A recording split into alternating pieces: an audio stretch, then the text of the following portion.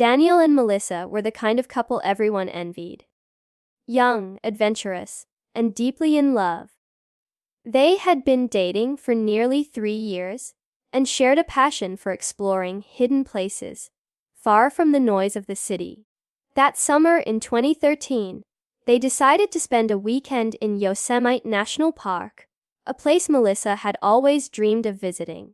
Their friends remembered them posting excitedly on social media about the trip, with Melissa writing, "Nothing but trees, stars, and peace for the next few days."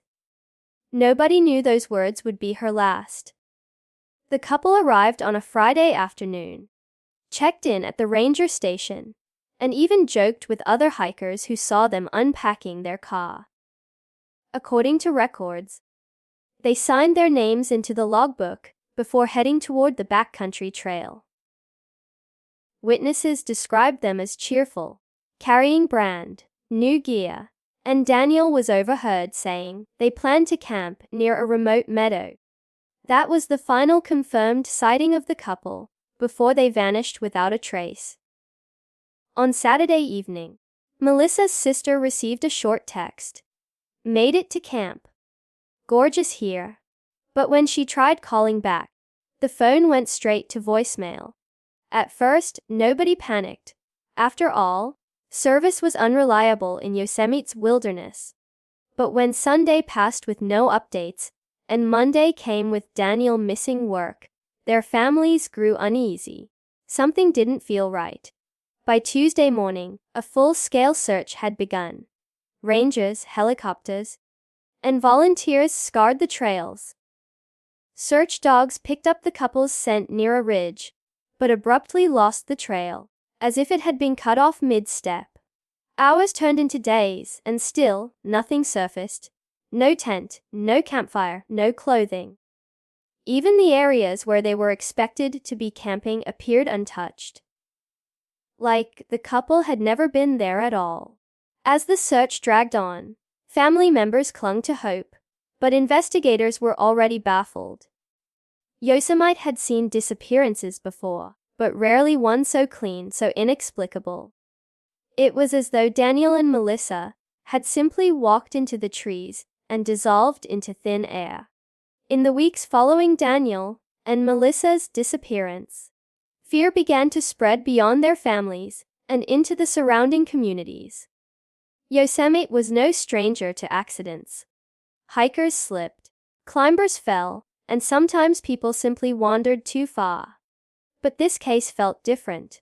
Locals whispered in diners. Campers lowered their voices around campfires. And soon, stories began to circulate about what might have happened to the couple. The unsettling part was that none of the rumors sounded ordinary. Some believed the pair had stumbled into one of Yosemite's countless hidden caves. The park is riddled with uncharted tunnels and deep crevices, many never mapped or explored. One old hiker claimed he knew of sinkholes that could swallow a person whole, leaving nothing behind. The idea that Daniel and Melissa might have unknowingly stepped onto unstable ground and disappeared forever seemed horrifyingly possible. Yet, others argued, if that were true, why hadn't search teams found even a trace of disturbed soil or broken rock? Then came darker theories. A few locals whispered about the forest itself, as though Yosemite carried a presence that didn't want to be disturbed. Campers spoke of hearing screams echoing at night, carried on the wind, though no one was there. Some swore that electronics, phones, cameras, even flashlights, had a way of failing deep within certain areas of the park. When investigators heard these accounts, they dismissed them as superstition. But for those who lived near the forest, the idea of the woods claiming 2 more souls felt disturbingly believable. Others pointed to something more human. Yosemite has been home to unsettling cases for decades, and some whispered about a shadowy figure who roamed the trails at night. Hunters reported seeing strange campsites, fires burning with no one around, food left half-eaten, footprints circling their tents. The idea that Daniel and Melissa had crossed paths with someone living off the grid, someone who didn't want to be found, added a chilling new layer to the mystery. The rumors only grew louder as time passed without answers. With no bodies, no evidence, and no logical explanation, people filled the silence with their own fears. What haunted everyone most wasn't just the possibility of an accident. It was the thought that Daniel and Melissa hadn't simply vanished. Something had taken them. Several weeks into the search, rescuers stumbled upon the first piece of evidence, though it only deepened the mystery. A single hiking boot was discovered near the edge of a cliff, sitting upright as though carefully placed.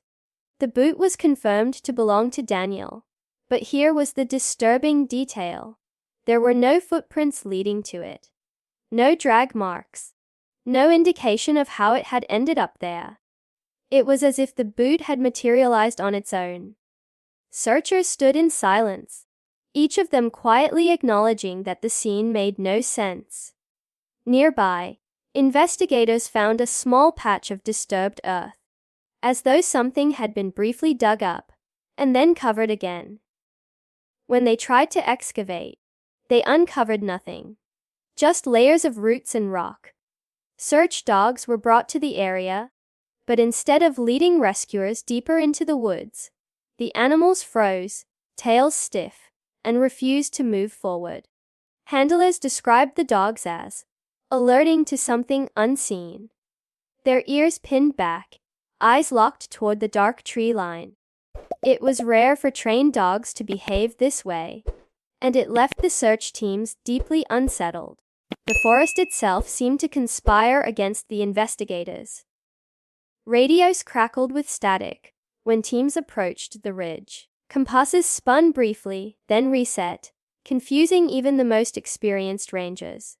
Some members of the search party later admitted that they felt watched, as if someone, or something, was moving silently just out of view. A few described shadows shifting unnaturally between the trees, though no physical evidence supported their claims. As the days stretched on, more strange findings emerged.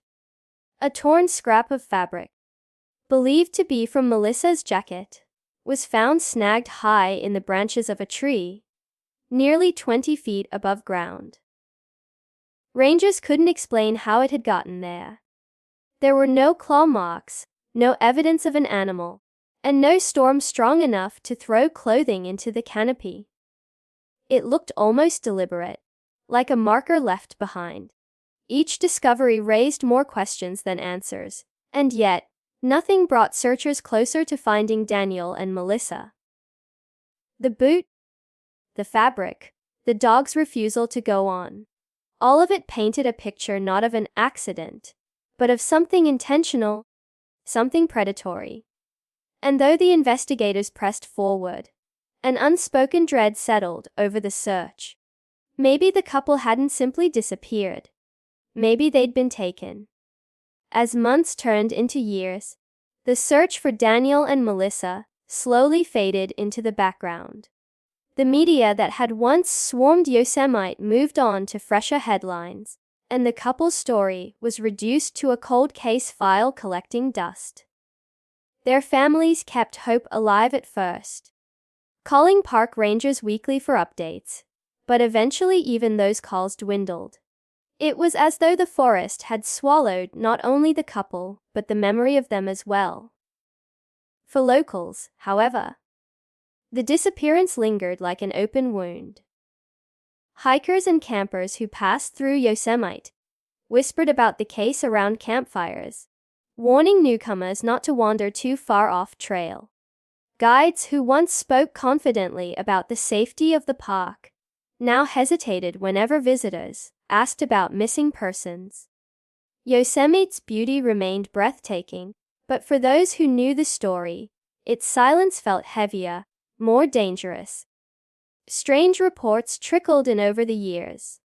Some hikers claimed to see flashes of light deep within the trees, like lanterns swaying in the distance. Others described hearing a woman's voice crying for help, only to find themselves alone when they followed the sound. Rangers logged these reports, but never acted on them, quietly acknowledging that Yosemite had its share of mysteries, and not all of them could be explained. The families of Daniel and Melissa tried everything to keep their memory alive. They organized candlelight vigils, set up online forums, even hired private investigators to re-examine the case. Yet every lead hit the same wall. There were no bodies, no belongings beyond the few strange items already found, no witnesses willing to come forward. It was as though every path into the couple's story ended in the same place: silence. By the time a decade had passed, the case had transformed from a tragedy into something almost mythic. New generations of hikers, who had never even heard the names Daniel and Melissa spoke of, the couple that vanished, treating the story like folklore passed down in hushed voices. But in the shadows of Yosemite, beyond the well-worn trails and the tourist overlooks, their absence still lingered, an unfinished story waiting for someone, or something, to finish it. It was the summer of 2023, when a group of friends decided to camp deep within Yosemite, far from the crowded trails and tourist lookouts. They were experienced outdoorsmen, used to spending nights in the wilderness, and had chosen a remote, rarely used trail. The plan was simple: a weekend under the stars, away from the noise of the modern world. But as they set up camp, one of them noticed something unusual poking out from beneath a mound of fallen leaves. Something that clearly didn't belong in the untouched forest. Curiosity led them to dig, and soon their hands scraped against cold, rusted metal. With effort, they pulled free what looked like an old camping cooler, its once white surface corroded and streaked with dirt. At first, they laughed, assuming it was just trash left behind by careless hikers a decade ago. But when they forced it open, their laughter faded. Inside were carefully wrapped objects, a stack of weathered photographs, some blurred by time, others startlingly clear.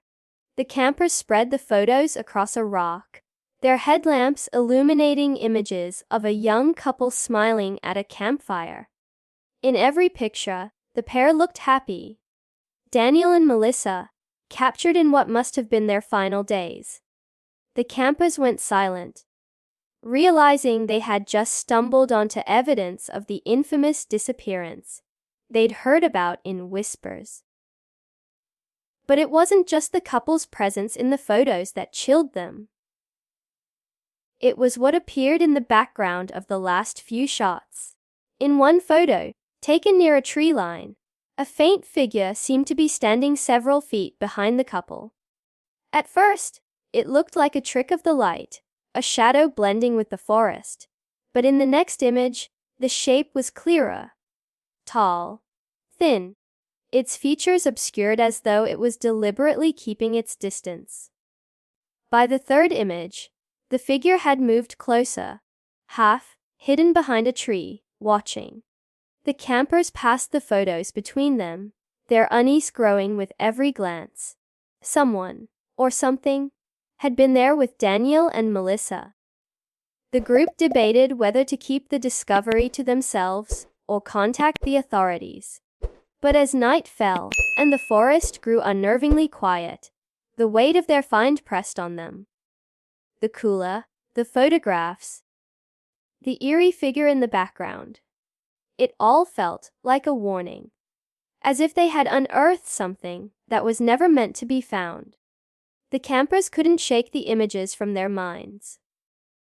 That night, sleep came in restless fragments, interrupted by the rustling of leaves and the constant sense that the forest around them was alive, listening. At dawn, one of them suggested they search the area where they'd found the cooler, hoping it might lead to more answers. Against their better judgment, they agreed, packing lightly before following a faint, overgrown trail that branched away from their campsite. The deeper they went, the more the woods seemed to close in, swallowing sound and light. After nearly an hour of hiking, they stumbled across something strange, a narrow opening in the rock, barely visible behind a curtain of ivy and moss. At first glance, it looked like a crack in the mountain. But as they pushed the vines aside, the gap revealed a hidden entrance, wide enough for a person to crawl through. The air that drifted from within was cold and damp, carrying the faint smell of rot. None of them spoke, but they all felt it, that instinctive pull between curiosity and dread. One by one, they squeezed through the opening, their flashlights cutting into the darkness.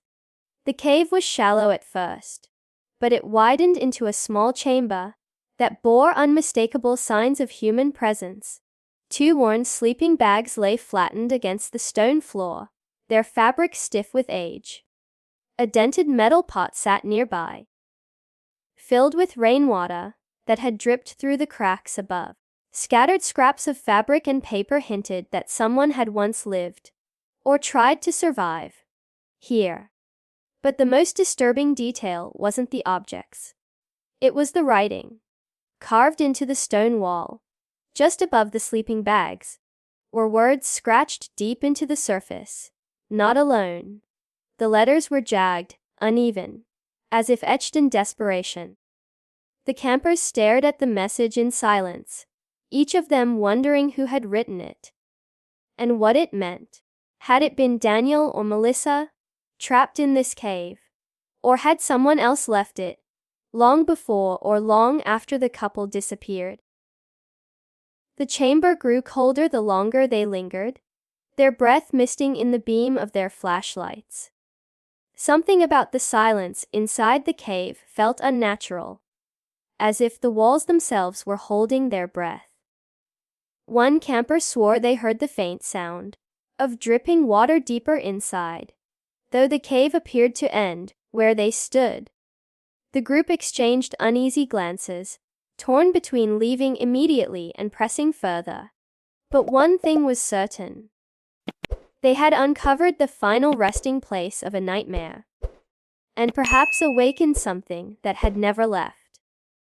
When the campers finally reported their discovery, investigators arrived within hours, sealing off the area and combing through the cave.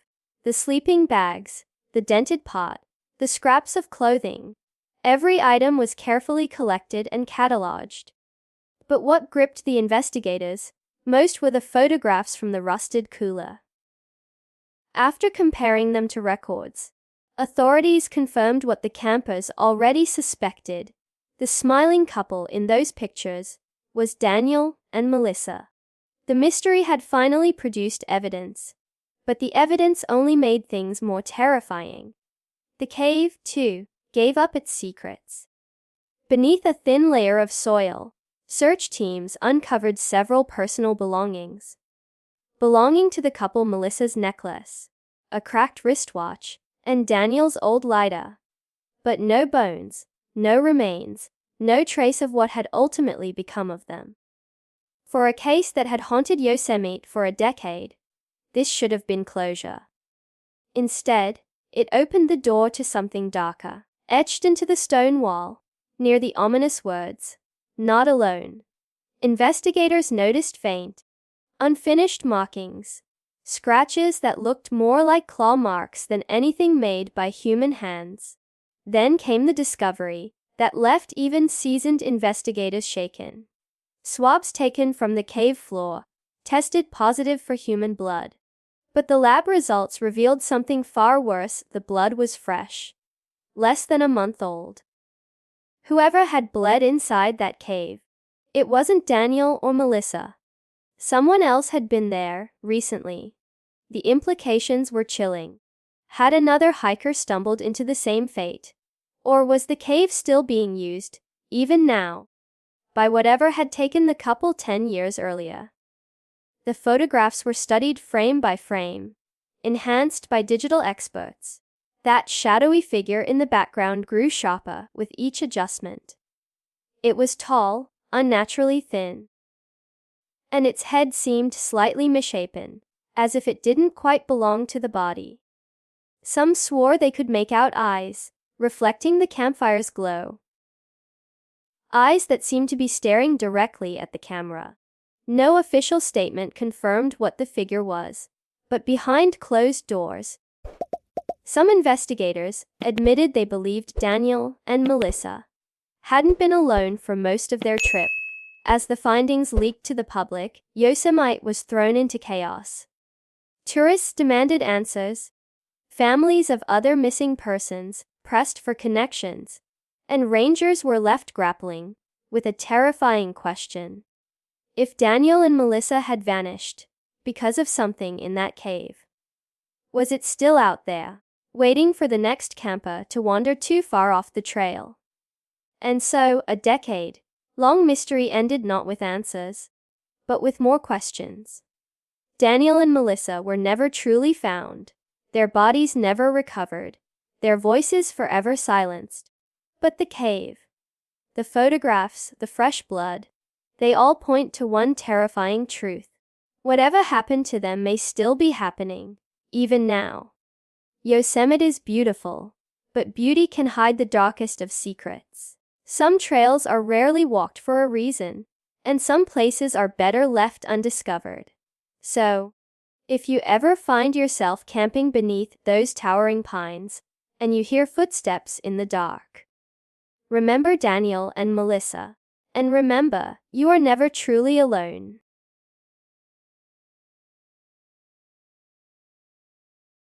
If you liked this video, don't forget to hit that like button, share it with your friends, and drop your thoughts in the comments below. Most importantly, subscribe and hit the bell icon so the next secret finds you first.